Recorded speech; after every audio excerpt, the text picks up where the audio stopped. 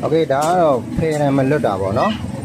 တိုင်မင်းမှန်နဲ့ဖယ်တံအဲ့နဲ့ဒီလိုညှိတယ်ပေါ့နော်ဖယ်တံနှစ်ဖက်လုံးဘယ်ညောင်ညှိတာပေါ့နော်အဲ့လိုမျိုးဖြစ်လို့ဆိုပြီးတော့တယောက်မေးတာရှိရပေါ့နော်ကြားတော့ကြားနေပြီတော့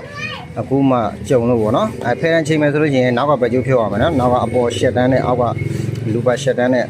တန်းဆွဲရတဲ့ဘက်ကျိုးဖြုတ်မယ်ဖြုတ်ပြီးတော့အဲ့ဒီကောင်လှည့်မယ်ပေါ့နော်ဟုတ်ပါဒီလူပါအောင်သွားတဲ့ရှက်တန်းကိုလှည့်ပေါ့နော်လှည့်ရင်ဘယ်လိုကြည့်ရမလဲဆိုလို့ရှိရင်ဒီမှာဖယ်တံအကုန်ကားတဲ့အနေထားပေါ့နော်ဖယ်တံအကုန်ကားတဲ့အနေထားမှာရက်ထားလိုက်ရက်ထားပြီးတော့ဒီမှာအဆိုင်မယ်ပေါ့နော်အဖျားလေးစိုက်ပြီးပြီဆိုလို့ရှိရင်ကျွန်တော်တို့ကဘက်ကျိုးတက်လိုက်မယ်ပေါ့နော်ဘက်ကျိုးတက်တာတော့တူနေကြတော့ဘာတက်တယ်လို့မျိုးတော့ပေါ့နော်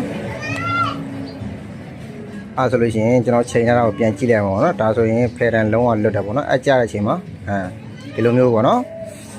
တော့ဖယ်တံမလွတ်ဘူးဆိုလို့ရှိရင်နောက်ပြန်လှည့်လို့မရအောင်နော်ဆက်ကိုပြောင်းမှလှည့်လို့ရှိရင်အဲ့နဲ့ဖယ်တံတိုက်သွားမှာပေါ့နော်ဒီလိုပြောင်းမှလှည့်လို့ဒါဆိုလုံးဝလွတ်တယ်ပေါ့နော်ဒါဆိုရင်ဖယ်တံအဆင်ပြေပြီပေါ့နော်ဘာပြန်ပြီးချိန်ရမလဲဆိုလို့ရှိရင်ဒီမှာအဖြတ်ပေါ့နော်အဖြတ်ကမမီးတော့ဘူးအဖြတ်မမီးတော့ဘူးဆိုလို့ရှိရင်ဒါအစင်းရက်စောသွားပြီပေါ့နော်အဲ့လိုမျိုးပေါ့နော်အဲ့ဒါကြတော့အောက်ကကန်ကနေချိန်လို့ရရပေါ့နော်အောက်မှာဆက်လှန်လိုက်လို့ရှိရင်ဒီမှာ 3 key နှလုံးနဲ့ကြက်ထားတဲ့ကန်ပေါ့နော်